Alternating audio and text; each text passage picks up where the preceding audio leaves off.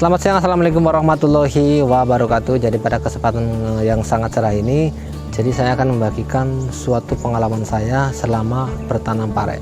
Jadi hal-hal apa yang harus diperhatikan agar kesuksesan pare Anda bisa 100% atau 90% guys. Tempat seperti apa yang mendukung untuk sebuah tanaman pare. Jadi hal-hal apa yang harus diperhatikan, berikut video lengkapnya agar kalian tidak gagal paham. Simak video sampai habis guys. Langsung aja kita simak guys. Untuk yang pertama adalah memilih lahan yang subur. Dalam hal ini kategori utama adalah memiliki lahan yang mengandung humus ataupun lembab guys. Jadi ini merupakan sesuatu yang sudah saya laksanakan berkali-kali. Jadi saya tanam di lokasi lembab, biasanya hasil parenya melimpah di musim apapun, di musim kemarau maupun di musim terang. Dan serta lahan yang mampu melakukan pembuangan air yang baik. Jadi saat terkena banjir atau sudah hujan tinggi, kita dapat membuang air secara cepat dan tidak tergenang untuk tanaman kita yang berakibat risiko kematian pada tanaman. Jadi saat musim kemarau, kondisi tanah tidak gersang ataupun kering yang berlebihan kalau kita gunakan di tanah yang lembab. Jadi kita bisa melakukan penyiraman dengan tempo yang cukup, waktunya 3-4 hari sekali. Yang kedua adalah memilih lokasi yang terdapat sumber airnya guys. Sangat wajib karena tanaman pare sangat banyak untuk membutuhkan air. Jadi kita harus mampu mencukupi air untuk kebutuhan tanaman. Apalagi di musim kemarau, kita harus memperhatikan pengairan ataupun kebutuhan sebuah tanaman pare. Jadi lebih baik banyakin penyiraman karena tanaman pare ini sangat kuat terhadap air, khususnya di musim kemarau. Kita harus benar-benar rutin dalam melakukan penyiraman. Makanya diupayakan kita harus memiliki sumur bor atau pantek ataupun sumur pipa dan mesin air, karena keduanya merupakan investasi jangka panjang. Dapat kita gunakan bertahun-tahun.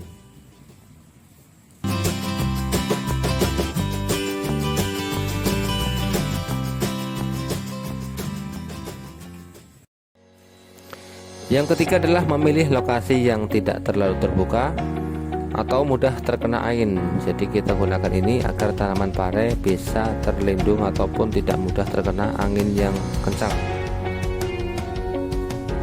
yang sangat berpotensi terhadap keritingnya sebuah tanaman pare dan bisa mengakibatkan sebuah kegagalan ataupun gagal panen. Tanaman pare tidak terlalu kuat dengan angin, apalagi di musim angin timur. Biasanya jatuh pada bulan Juli, Agustus, September, yang sangat berisiko dengan sebuah kegagalan. Apabila kita tidak bisa melakukan langkah agar tanaman kita tidak terlalu berkontak langsung dengan angin, minim kita pasang pelindung angin seperti jaring ataupun plastik di pinggir-pinggir lahan ataupun menyelimuti lahan pare kita untuk mengurangi sebuah kegagalan tanaman pare.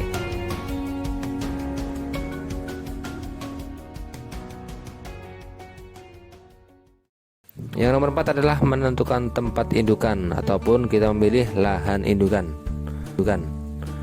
Dalam kategori ini, di sekitar tanaman pare minimal terdapat pohon-pohon ataupun terlindungi dari dua sisi untuk lahan pare, baik itu sisi kanan, sisi kiri, ataupun di sekitarnya adalah pepohonan ataupun pedesaan. Jadi untuk lahan pare ini sangat efektif untuk mendapatkan kesuksesan budidaya tanaman pare. Jadi intinya kalau posisinya kita di tanah indukan, jarang sekali terjadi kegagalan guys. Cuman kita tetap memperhatikan sebuah pupuk dasar. Jadi tanaman pare ini sangat bagus kalau ditanam di tempat indukan atau di sebelah kanan kirinya terdapat pedesaan ataupun tanaman besar yang menyelimutinya. Jadi saat perubahan cuaca tidak terlalu berpengaruh guys. Dengan ancaman angin dan para-para bisa lebih awet dan tetap kokoh karena terhindar dari angin-angin kencang ataupun badai.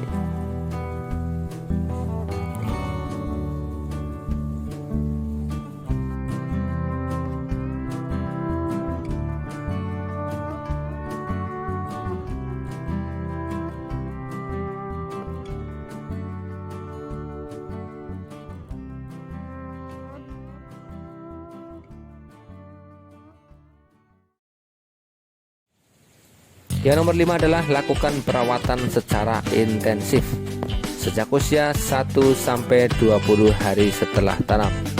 Karena masa ini adalah masa di mana tanaman kalian akan benar-benar menentukan tingkat keberhasilan, khususnya budidaya tanaman pare. Pada poin ini yang dibilang sangat penting karena tanaman pare ini merupakan tanaman genjah atau tanaman yang mampu panen dalam usia pendek atau cepat 40 hari setelah tanam. Jadi kita harus benar-benar melakukan perawatan yang sangat intensif, baik itu pencegahan penyakit daun dan pencegahan hama trip dan ulat dan hama-hama lainnya. Pada intinya kita harus melaksanakan perawatan intensif, pengamatan dan pencegahan. Usahakan 1-2 hari kita harus sering mengontrol tanaman pare ataupun sering-sering kita ke lahan untuk melaksanakan pengamatan. Karena pare sampai dengan usia 20-25 HST sudah mulai kelihatan tanda-tanda pare kita akan berhasil dan gagal. Jadi saat di usia 25 HST pohon pare sudah sampai atap atau hampir melengkung merambat ke para-paranya, dan kesehatan daun sangat baik dan bisa kita lihat daunnya hijau dan lebar. Itu ciri kalau tanaman kita insya Allah bakal sukses, berpotensi sukses 80 sampai dengan 100%. Jadi kita tinggal perawatan dan pemupukan.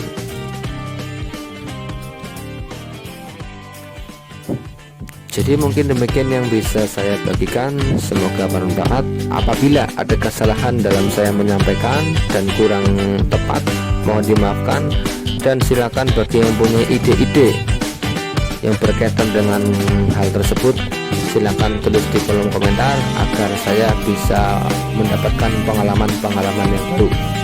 Karena pengalaman ini sudah laksanakan selama 4 tahun guys. Jadi semoga bermanfaat. Selamat siang. Wassalamualaikum warahmatullahi wabarakatuh.